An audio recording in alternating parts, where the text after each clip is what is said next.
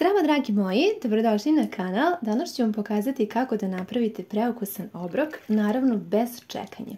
Za početak uzmite 100 ml toplog mlijeka u koje ćete dodati jednu kašiku suvog kvasca i jednu kašiku šećera. U pitanju su male kašike, sve dobro promešajte, ostavite sa strane i spremite 300 g brašna. Koristim meko brašno tip 400. Dodajem jednu kesicu praška za pecivo i jednu malu kašiku soli. Sve zajedno promešajte suve sastojke, a zatim ih dodajte u smesu sa mlekom i kvascem. Nakratko uzmite i zamesite ovo testo, odnosno ove sastojke polako sjedinite, a zatim dodajte 100 ml jogurta i 50 ml ulja. Ukoliko nemate jogurt, možete dodati 150 ml mleka i jednu kašiku kisele pavlake. Također možete napraviti ovaj recept i bez jogurta. Nastavite da mesite ovo testo, dobit ćete zaista jako lepo i mekano testo koje se uopšte ne lepi i koje je jako lako zamesiti, čak i ovako sa špatulom. Vidite da je moja posuda ostala potpuno čista. Uzmite jednu suvu i čistu krpu, poklopite testo i ostavite na kratko sa strane dok spremimo nadev. Ja ću koristiti ovako 4 viršle, možete naravno i nešto drugo iz vašeg frižidera. Seckam na što sitnije kockice i imam ovdje malo suve pečenice. Ukoliko imate slanine, bilo bi još bolje. Iseckajte na što sitnije komadiće, naravno može bilo koji suhomesnati proizvod koji vam stoji u frižideru, iskoristite ga. Uzimam malo sir trapist i izrendat ću vrlo malo, možda nekih ni 20-30 g.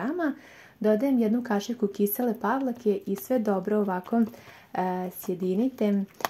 Biće jako ukusan ovaj nadev. I to je to, testo se polako već i podiglo, ništa se znači ne čeka, sve je ekstremno brzo.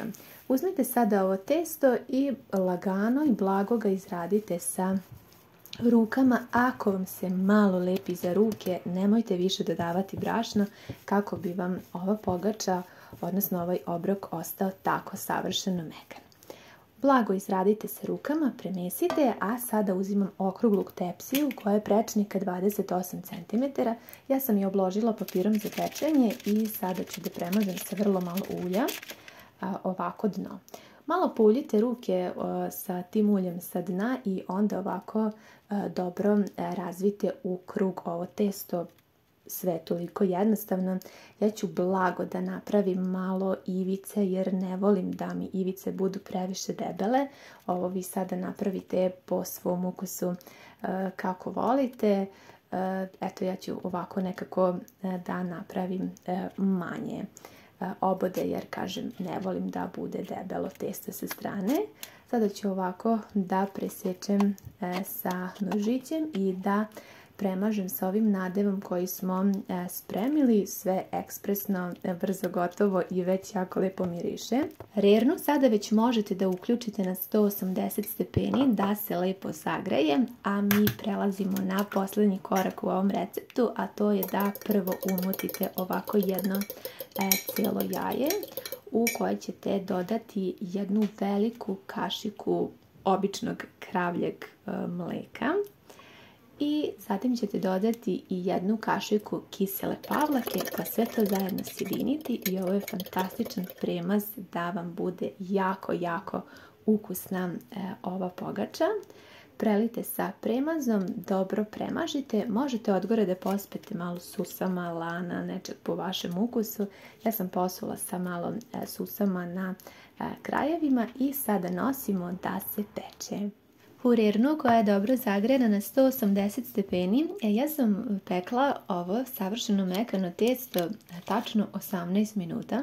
Vi naravno pratite, nije svaka rerna ista, ali vrlo brzo se ispeče. Potom sam isključila rernu i ostavila tako da se prohladi još nekih 5-10 minuta. I ova pogača je bila spremna da je serviram. Ja sam je pokušala usnimiti sa svih strana da vi vidite koliko je to mekano i ukusno.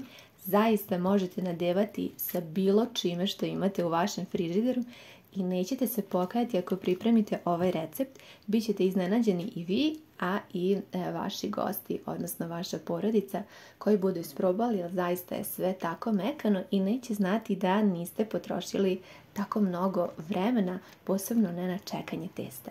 Ja se nadam da ćete ovaj recept isprobati jer vam ga zaista preporučujem od srca i sigurno će svima uspjeti. Jako je ukusno. Voljela bih da mi napišete vaše utiske u komentarima kako vam se ovaj recept dopao, da li ste ga isprobali, da li biste voljeli još više ovakvih recepata.